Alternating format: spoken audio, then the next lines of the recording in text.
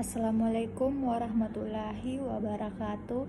Perkenalkan, saya Marlina dari kelas B, semester 6, Prodi Ilmu Administrasi Publik. Saya akan menjelaskan kesimpulan. 1. Apa itu kebijakan publik? 2. Alasan kamu wajib peduli kebijakan publik. 3. Hal yang harus diselerakan untuk membuat kebijakan publik yang baik menurut Frog Marmor. 4. Tantangan mendasari think policy. Apa itu kebijakan publik? Kebijakan publik ada di sekitar kita, mendefinisikan pengalaman kita sehari-hari dalam kemungkinan hidup kita, bahkan jika kita tidak bisa melihatnya. Baik Ghani dan Lockhart.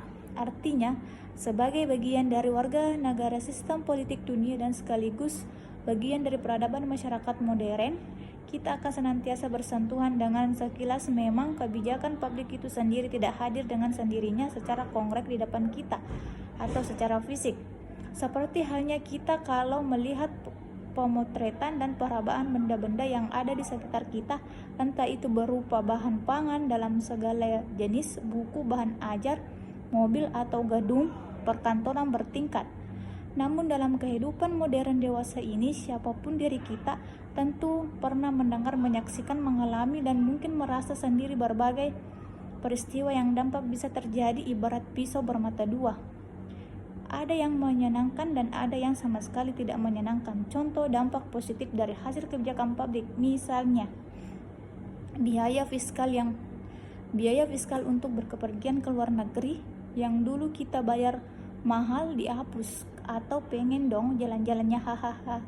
Next, sebagai pegawai negeri kita mendapatkan remunerasi, kenaikan gaji berkala atau kenaikan jabatan istimewa. Instansi tempat kita bekerja sebagai pelajar atau mahasiswa akademis, kita diakui dan hal ini akan memperoleh beasiswa dari negara. Dan kebijakan yang paling membahagiakan baru-baru ini adalah PPKM dihapuskan. Artinya COVID-19 sudah bosan dengan tubuh kita. Rangkaian peristiwa yang baru kita sebut tadi sebenarnya dimaksud untuk menunjukkan esensitis kebijakan publik pada kebanyakan kasus atau peristiwa yang berlangsung di sekitar kita itu. Bukankah suatu yang penuhnya terjadi secara alami sebagai suatu yang sengaja kita hadirkan di tengah kita atas kemauan kita sendiri, atau sebagai suatu yang terjadi karena proses perkembangan sosial yang biasa?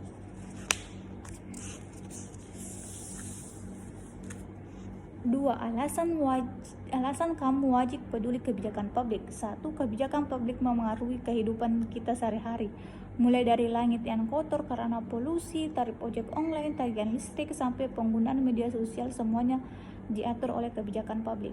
2. Kita punya hak kepentingan untuk memastikan kebijakan publik bekerja untuk kita dan bukan kepentingan politik atau ekonomi.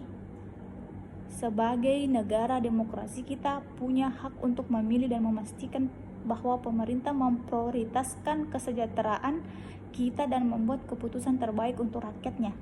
3. Cobaan abad ke-20 lebih kompleks dan butuh kolaborasi lintas sektor. Dari penanganan pandemi, krisis iklim, sampai transisi digital, akan lebih efektif jika pemerintah bergerak bersama sektor swasta, masyarakat, dan akademis, sehingga kebijakan diciptakan akan lebih inklusif dan membawa solusi yang tepat. Singkat kata, kalau kebijakan publik sudah baik, kualitas hidup kita juga akan baik. 3. Hal yang harus diselenggarakan untuk membuat kebijakan publik yang baik menurut Frog Marmor.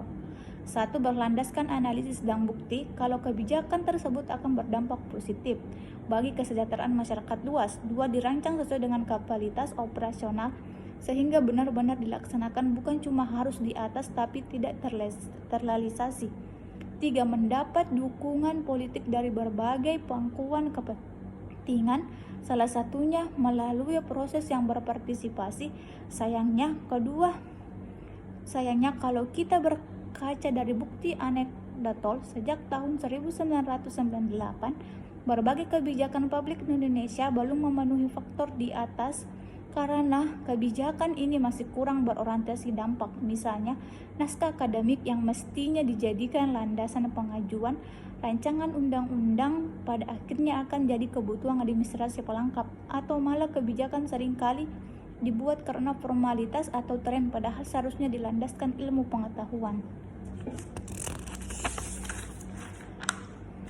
Tantangan 4. Tantangan mendasari insting politik. 1. Insting.